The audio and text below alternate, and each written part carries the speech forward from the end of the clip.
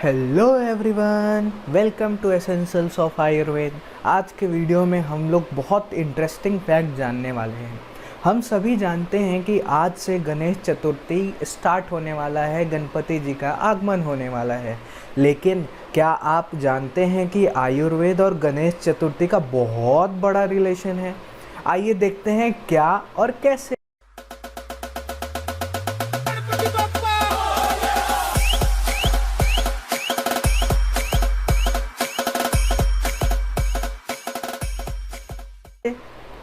Ganesh Chaturthi Hindi calendar के हिसाब से भाद्रपद मास के चौथे दिन से शुरू होता है और यह 10 दिन का उत्सव होता है। और अनंत चतुर्दशी यानी कि भाद्रपद के 14वें दिन गणपति जी का विसर्जन होता है। तो इसमें आयुर्वेदिक लॉजिक क्या है, क्या रिलेशन है, वो हम लोग देखते हैं। सबसे पहले भाद्रपद वर्षा ऋतु में आता है। वर्षा ऋतु में हम जानते हैं कि वात दोष का प्रकोप होता है और वात दोष से रिलेटेड जितने भी डिजीज़, जितने भी व्याधियां हैं वो बढ़ जाती हैं।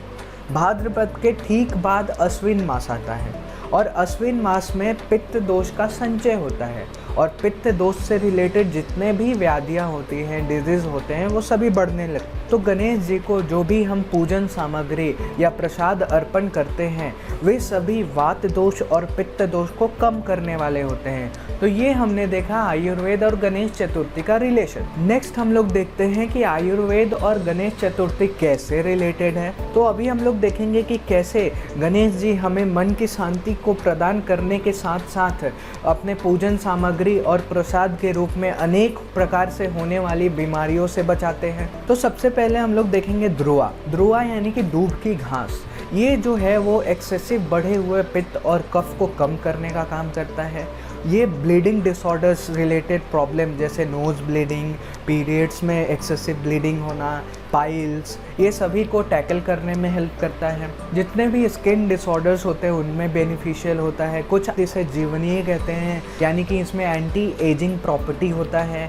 ये burning sensation, excessive thirst etcetera में यूज़ होता है। सेकेंड है हमारे पास गणेश जी का फेवरेट पुष्प अड़हुल, जिसे आयुर्वेद में जपा पुष्प के नाम से भी जाना जाता है। सबसे पहले तो ये जो है वो रक्त स्तंभक होता है, यानी कि ब्लड फ्लो को रोकने का काम करता है। ब्लीडिंग डिसऑर्डर्स में हेल्पफुल होता है। पिंपल्स वगैरह को टैकल करने में मदद करता है। संग्राही होता है, यानी कि IBS में हेल्पफुल होता है, यानी डायरिया में हेल्पफुल होता है। केश्य होता है, यानी कि बालों के लिए अच्छा होता है, गुड फॉर हेयर्स। नेक्स्ट हम लोग गणेश जी का फेवरेट मिठाई यानी कि मोदक, जो हम लोग प्रसाद के रूप में अर्पित करते हैं गणपति बप्पा को, उससे कैसे गणपति बप्पा हमारे आरोग्य की रक्षा करते हैं। तो जो मोदक होता है वो चावल के आटा, गुड़, नारियल और इलायची से बनता है। तो जो नारियल होता है वो तृष्णाहर होता है, यानी कि जिनको ज़्यादा प्यास लगती है उनके लिए बहुत अच्छा होता है, प्यास को कम करने के लिए। दूसरा, यूरिनरी ट्रैक्ट इन्फेक्शन जो होते हैं उसमें नारियल अच्छा काम करता है और शरीर को बल प्रदान करता है। सेकेंड है इलायची। इलायची जो है वो श्वासहर होता है, यानी कि रेस्पिरेटरी ट्रैक्ट से रिलेटेड प्रॉब्लम में इलायची अच्छा होता है। इसको अंग मर्द प्रशमनम कहा गया है, यानी कि ये जितने भी जो भी शरीर की पीड़ा होती है, जो भी पेन होता है, उसको कम करने का काम करता है। जो चावल का आटा होता है वो बल्य होता है, शरीर को बल प्रदान करता है, ब्रूहण कारक, शरीर को नॉरिशमेंट प्रोवाइड करता है और शरीर के सातों धातुओं का पोषण करने का काम करता है।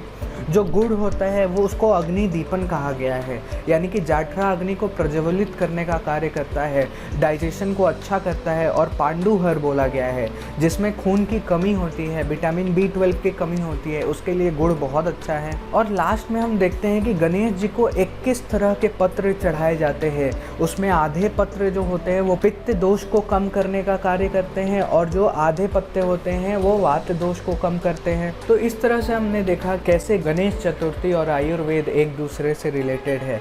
अगर हमें आयुर्वेद का ज्ञान नहीं भी है और सिर्फ हम अपनी संस्कृति, अपने फेस्टिवल को अच्छी तरह से समझते हैं तो हम आरोग्य और खुशहाल जीवन जी सकते हैं। और ये हमने देखा कि अपने फेस्टिवल के रूप में, अपने संस्कृति के रूप में हम बचपन से ही आयुर्वेद का ज्ञान लेते आ रहे हैं। Thank you everyone. अगर आपको वीडियो अच्छी लगी, इंटरेस्टिंग लगी तो प्लीज़ आपको ढेर सारे लोगों में शेयर करें ताकि उन्हें भी पता चल सके कि गणेश जी का पूजा करते करते हम कैसे अपने आरोग्य की रक्षा कर रहे हैं।